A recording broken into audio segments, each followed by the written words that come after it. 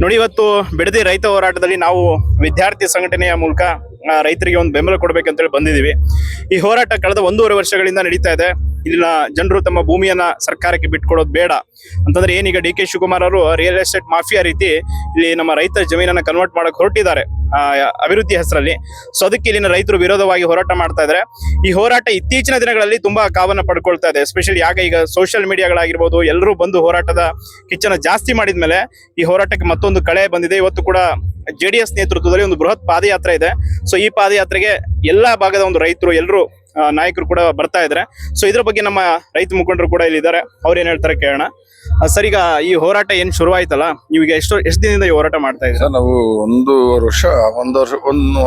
ವರ್ಷದ 6 ತಿಂಗಳಿಂದ ಸ್ಟಾರ್ಟ್ ಮಾಡ್ತಾ ಇದೀವಿ. ನಾವು ಅವಾಗಿಂದನೂ ನಿರಂತರವಾದಂತ ಚಳುವಳಿಗಳನ್ನ ಮಾಡ್ಕೊಂಡು ಬರ್ತಾ ಇದೀವಿ. ಏನು ಸಿದ್ದರಾಮಯ್ಯನವ್ರು ಇದ್ರು, ಅವ್ರನ್ನೂ ಕೇಳ್ದೋ, ನಮ್ಮ ರೈತರುಗಳು ಹೋಗಿ ಅವ್ರನ್ನೂ ಕಾಲೆಲ್ಲ ಕಟ್ಕೊಂಡು ಬಿಟ್ಕೊಟ್ಬಿಡಿ ಸ್ವಾಮಿ, ನಾವು ಬದುಕೊಳ್ತೀವಿ, ರೈತರು ಬೇಡ, ನಮ್ಮ ಭೂಮಿಗಳನ್ನ ನೀವು ಅಕ್ವೈರ್ ಮಾಡ್ಕೋಬೇಡಿ ಅಂತ. ಇದನ್ನ ಅವ್ರೂ ಮನಗಾಕೊಳ್ಳಿಲ್ಲ.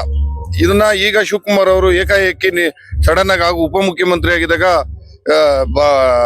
ಏನ್ ಕಾನೂನು ಇದೆ ಆ ಕಾನೂನೆಲ್ಲ ಉಲ್ಲಂಘನೆ ಮಾಡಿ ರೈತರನ್ನ ಏನು ಕೇಳದೇನೆ ಅಂಕಿ ಅಂಶ DC ಅವ್ರು ಬಂದು ವಾಸ್ತವಾಂಶನೂ ಪ್ರತಿ ವಾರ ವಿಲೇಜ್ ವಾರ ಏನು ಮಾಡ್ದೇನೆ ಏಕಾಏಕಿ ನೋಟಿಸ್ಗಳು ಕೊಡೋದು, ಏಕಾಏಕಿ ದೌರ್ಜನ್ಯದಿಂದ ಈ ರೀತಿ ಮಾಡ್ಕೊಂಡ್ ಬಂದಿದ್ದಾರೆ.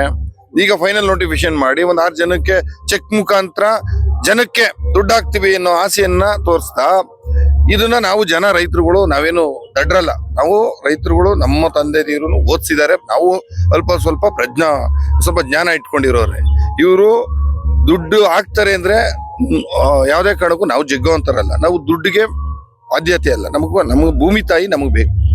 ಅದರಿಂದ ಏನ್ ಹೋರಾಟಗಳು ನಡೀತಾ ಇದೆ, ಈ ನಮ್ಮ ಬೆಂಗಳೂರಿನ ನಮ್ಮ ಇಡೀ ಕರ್ನಾಟಕದ ಇಡೀ ದೇಶದ ಭಾರತ ದೇಶದ ಎಲ್ಲ ವಿದ್ಯಾರ್ಥಿಗಳಿಗೂ ಕೇಳ್ಕೊಳ್ತೀನಿ, ಬನ್ನಿ ರೈತರಿಗೆ ಸಪೋರ್ಟ್ ಕೊಡಿ. ನಿಮ್ಗೆ ಕೈ ಮುಗಿದು ಕೇಳ್ಕೊಳ್ತೀನಿ, ರೈತರಿಗೆ ಅನ್ಯಾಯ ಆಗ್ತಾ ಇದೆ, ದಯವಿಟ್ಟು ವಿದ್ಯಾರ್ಥಿಗಳು ಬಂದು ರೈತರಿಗೆ ಸಪೋರ್ಟ್ ಮಾಡಿ.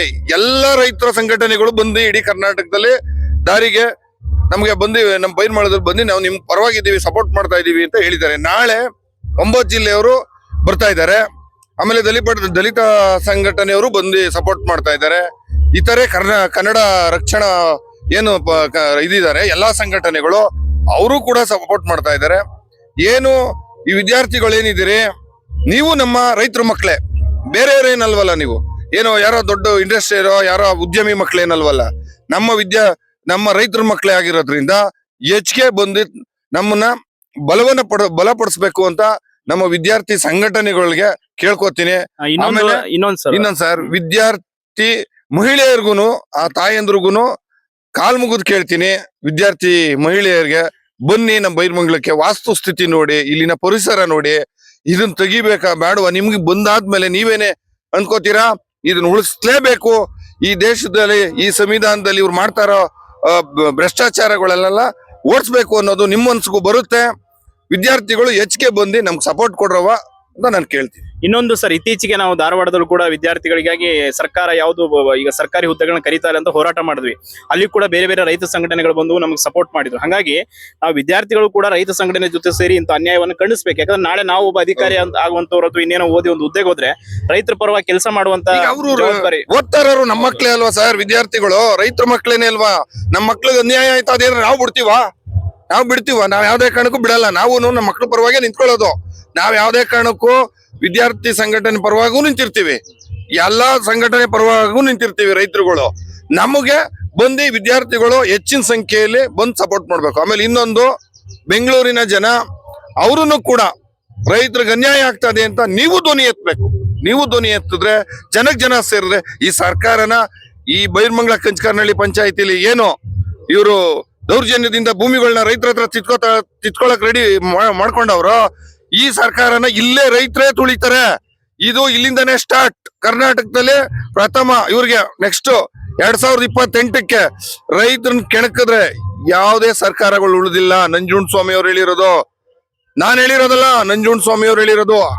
ಅವ್ರು ಹೇಳಾದ್ಮೇಲೂ ಸರ್ಕಾರಗಳು ಉಳುವೋಗಿವೆ. ಈಗ ಈ ಸರ್ಕಾರಕ್ಕೆ ಈ ಬೈರ್ಮಂಗ್ಲ ಕಂಚಕರ್ನಹಳ್ಳಿ ಪಂಚಾಯತಿ ಇಂದನೇ ಉರುಳುವಂತ ಗ್ಯಾರಂಟಿ ಕಟ್ಟಿ ಬುತ್ತಿ ಇದು. 100ಕ್ಕೆ 100 ಕಟ್ಟಿತ್ತ ಬುತ್ತಿ ಇವ್ರು ಯಾವುದೇ ಕಾರಣಕ್ಕೂ ರೈತರನ್ನ ಹೊಟ್ಟೆ ಮೇಲೆ ಹೊಡೆಯಕ್ ಬಂದ್ರೆ ಯಾವುದೇ ಕಾರಣಕ್ಕೂ ರೈತರುಗಳು ಸುಮ್ಮನೆ ಇರಲ್ಲ. ಕರ್ನಾಟಕ ಇಡೀ ರೈತರ ಸಂಘ ಎಲ್ಲ ಎದ್ದಿದ್ದಾರೆ.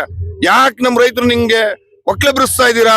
ನಾವು ಇದ್ದೀವಿ ನಿಮ್ ಜೊತೆ, ಯಾವುದೇ ಕಾರಣಕ್ಕೂ ಎದೆಗೊಂಡ್ಬೇಡಿ, ನಾವು ನಿಮ್ ಜೊತೆ ಸದಾ ಇರ್ತೀವಿ ಅಂತ ಏನಾದ್ರು ಒಂದ್ ಸ್ವಲ್ಪ ಏನಾದ್ರು ಇದಾಯ್ತು ಅಂದ್ರೆ ಟಕ್ ಅಂತ ಬಂದಿರ್ತಾರೆ ಸರ್ ಬೈರ್ಮಂಗ್ಳಕ್ಕೆ. ಅದಕ್ಕೋಸ್ಕರ ವಿದ್ಯಾರ್ಥಿಗಳಿಗೆ ನನ್ನ ವಿದ್ಯಾರ್ಥಿ ಮಹಿಳೆಯರಿಗೂ ಕೈ ಮುಗಿದು ವಿನಂತಿ ಮಾಡ್ತೀನಿ, ರೈತರಿಗೆ ಅನ್ಯಾಯ ಬಿಡಬೇಡಿ, ನೀವು ಕೈ ಜೋಡಿಸ್ಲೇಬೇಕು. ನೋಡಿ, ರೈತ ಸಂಘಟನೆಯ ಜೊತೆ ವಿದ್ಯಾರ್ಥಿ ಸಂಘಟನೆಗಳು ಮತ್ತು ಬೇರೆ ಬೇರೆ ಸಂಘಟನೆಗಳಿಗೂ ಹೋರಾಟಕ್ಕೆ ಬೆಂಬಲ ಕೊಡಬೇಕಂತೇಳಿ ರೈತ ಮುಖಂಡರು ಹೇಳ್ತಾ ಇದ್ದಾರೆ. ಆದಷ್ಟು ಎಲ್ಲ ವಿದ್ಯಾರ್ಥಿಗಳು ಕೂಡ ಇದಕ್ಕೆ ಸಪೋರ್ಟ್ ಮಾಡಿ. ಧನ್ಯವಾದಗಳು.